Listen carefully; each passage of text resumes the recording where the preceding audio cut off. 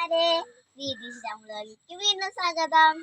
മഴയൊക്കെ മാറി, ഇനി നമുക്ക് പച്ചക്കറി നടാം. കൃഷിഭവൻ ഇന്ന് കുറച്ച് തൈകൾ കിട്ടിയിട്ടുണ്ട്, നമുക്ക് നട്ടാലോ? അപ്പോൾ നമുക്കിന്ന് നടാനുള്ള തൈകളൊക്കെ നമ്മളിവിടെ റെഡി ആക്കിയിട്ടുണ്ട് കേട്ടോ. കൃഷിഭവനിൽ നിന്നും നമുക്ക് ലഭിച്ചതാണ് ഈ തൈകളൊക്കെ. കുഴികളൊക്കെ നമ്മൾ കുറച്ച് ഇവിടെ റെഡിയാക്കി വെച്ചിട്ടുണ്ട്. അതിൽ നമ്മൾ അടിവളം ചേർത്ത് മിക്സ് ചെയ്ത് റെഡിയാക്കി വെച്ചിരിക്കുകയാണ്. ഇനി നമുക്ക് എന്തായാലും തൈകളൊന്നും ആദ്യം കാണാം. അപ്പോൾ ഇതാണ് നമുക്ക് ലഭിച്ചിട്ടുള്ള തൈകൾ. വഴുതന, തക്കാളി, പച്ചമുളക്, പയർ, വെണ്ട, ഇത്രയും തൈകളാണ് നമുക്ക് കിട്ടിയിട്ടുള്ളത്. നമ്മൾ ഈ തൈകൾ നടുമ്പോൾ അടിവളം ചേർക്കുന്നത് ജൈവ കമ്പോസ്റ്റാണ് കേട്ടോ. മറ്റു രാസവളങ്ങളൊന്നും നമ്മൾ ഒന്നും ചേർക്കാറില്ല. നമ്മൾ ഒരു കൃഷിക്കും നമ്മൾ ചേർക്കാറില്ല. ഇതിന് നമ്മൾ ജൈവ കമ്പോസ്റ്റ് ചേർക്കുന്നുണ്ട്. ഈ കമ്പോസ്റ്റ് നമ്മൾ ഉണ്ടാക്കുന്നതല്ല, ഇത് നമ്മൾ വാങ്ങിക്കുന്നതാണ്. ഇത് ചിക്കൻ കടയിൽ നിന്ന് വരുന്ന വേസ്റ്റ് കൊണ്ട് ഉണ്ടാക്കുന്ന കമ്പോസ്റ്റാണ്. ആ ചിക്കൻ്റെ കാലും കുടലും തലയും തൂവലും ഒക്കെ ഉപയോഗിച്ചിട്ട് വരുന്ന കമ്പോസ്റ്റാണ്. അതുകൊണ്ട് തന്നെ നല്ല ജൈവ സമ്പുഷ്ടമാണിത്.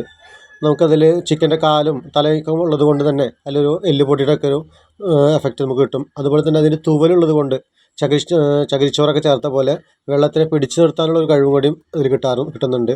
അപ്പോൾ അതുകൊണ്ട് തന്നെ നല്ല ഒരു വളമായിട്ട് നമുക്കിത് ഫീൽ ചെയ്തിട്ടുണ്ട്. വിലയും കുറവാണ്. നമ്മളെ കോഴിത്തീറ്റ വരുന്ന 50 കിലോൻ്റെ ചാക്കിൽ ഫുൾ തീറ്റയ്ക്ക് ഒരു 350 രൂപ മാത്രമാണ് അതിന് വില വരുന്നത്.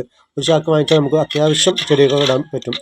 പക്ഷേ ഇത് ചേർക്കുമ്പോൾ ശ്രദ്ധിക്കാനുള്ളത്, ഇത് കോഴിയുടെ കാഷ്ടൊക്കെ പോലെ ആട്ടിൻ കാഷ്ടൊക്കെ പോലെ നല്ല ചൂടുള്ള വളമാണ്. അതുകൊണ്ട് നമ്മൾ ചെറിയ ചെടികൾക്കൊക്കെ ഉപയോഗിക്കുമ്പോൾ അതിനൊന്ന് നനച്ച് വെച്ച് അതിന് ചൂട് കളഞ്ഞതിന് ശേഷം വേണം ചെടികൾക്ക് ഉപയോഗിക്കാൻ. നമ്മളിത് മണ്ണിൽ ചേർത്ത് നന്നായി ഇളക്കി കൊടുത്തിട്ട് നമ്മൾ ചെടികളിൽ നേരിട്ട് നടുകയാണ് ചെയ്യുന്നത്. പെട്ടെന്ന് തന്നെ ഗ്രോത്ത് വരും. 1-2 ആഴ്ച കൊണ്ട് തന്നെ ഇതിന് നന്ന റിസൾട്ട് നമുക്ക് ലഭിക്കും. അപ്പോൾ അടിവളമൊക്കെ ചേർത്ത് നമ്മൾ കുഴികൾ റെഡിയാക്കി കഴിഞ്ഞു. ഇനി നമുക്ക് തൈകൾ നടാം.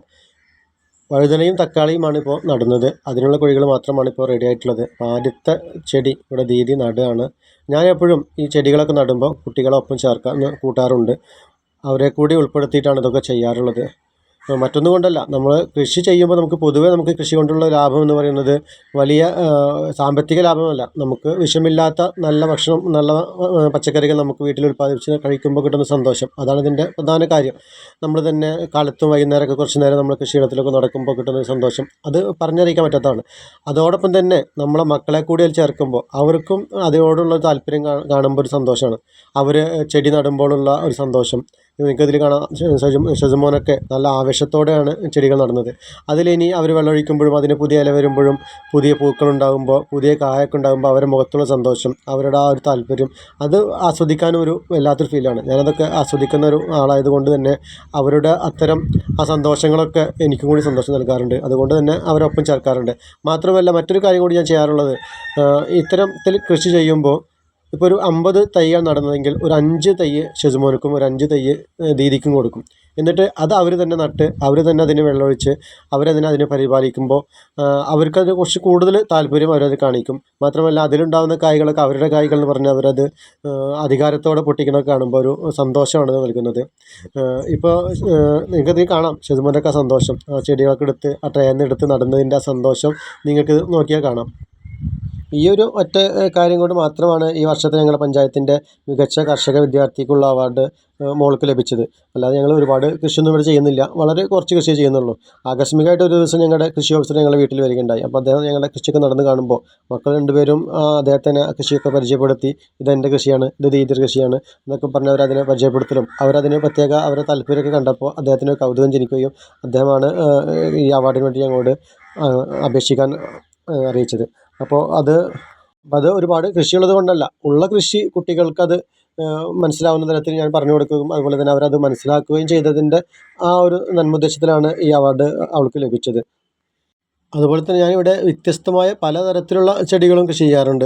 അത് കൂടുതലില്ല, കുറച്ച്. അതായത് ഒരു പ്രാവശ്യം നമുക്ക് കറി വയ്ക്കാനുള്ളത്. ഇപ്പോൾ കഴിഞ്ഞ പ്രാവശ്യം ബീറ്റ്റൂട്ടും ക്യാരറ്റൊക്കെ ഉണ്ടാക്കിയത് ഒറ്റ പ്രാവശ്യം നമുക്ക് കറി വയ്ക്കാനേ ഉള്ളൂ.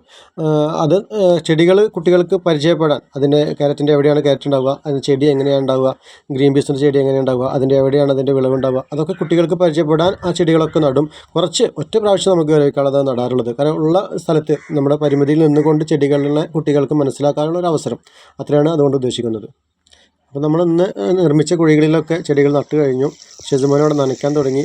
നനയ്ക്കാൻ അവന് ഭയങ്കര ഇഷ്ടമാണ്, കാരണം വെള്ളത്തിൽ കളിക്കാനുള്ള അവസരമാണല്ലോ. അപ്പോൾ എന്തായാലും ഇന്നത്തെ വീഡിയോ നിങ്ങൾക്ക് ഇഷ്ടപ്പെട്ടെന്ന് കരുതുന്നു. ഇന്ന് നട്ട ചെടികളെക്കുറിച്ചുള്ള അപ്ഡേഷനൊക്കെ നമ്മൾ അടുത്ത വീഡിയോയിൽ പറയാം. അതുപോലെ തന്നെ അത്യാവശ്യം അടുക്കളത്തോട്ടം നിർമ്മിക്കുമ്പോൾ ശ്രദ്ധിക്കേണ്ട കാര്യങ്ങളെക്കുറിച്ചുള്ള ഒരു വീഡിയോ അടുത്ത് ചെയ്യുന്നുണ്ട്. അതെല്ലാവർക്കും ഉപകാരപ്പെടുന്ന വീഡിയോ ആയിരിക്കും.